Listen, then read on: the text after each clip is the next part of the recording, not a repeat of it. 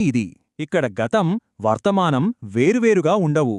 అవి ఒకదానితో ఒకటి కలిసిపోయి ఒకదానికొకటి ప్రాణం పోసుకుంటాయి. పురాతన ఆలయాల పక్కనే ఆధునిక విశ్వవిద్యాలయాలు ఉండటం ఈ అద్భుతమైన సమ్మేళనానికి ఒక చక్కటి ఉదాహరణ. చూడండి, కాకతీయ సంస్కృతి కేవలం శిలల్లోనో శిథిలాల్లోనో లేదు. అది బతుకమ్మ, బోనాల వంటి పండుగలలో జీవిస్తోంది. కాకతీయ విశ్వవిద్యాలయం వంటి విద్యాసంస్థల రూపంలో కొనసాగుతోంది.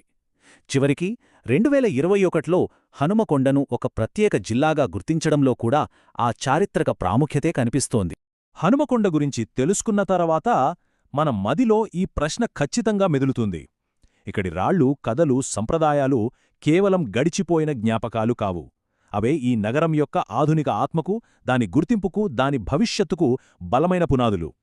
గతం వర్తమానాన్ని ఎలా తీర్చిదిద్దుతుందో తెలుసుకోవడానికి హనుమకొండ ఒక అద్భుతమైన ఉదాహరణ.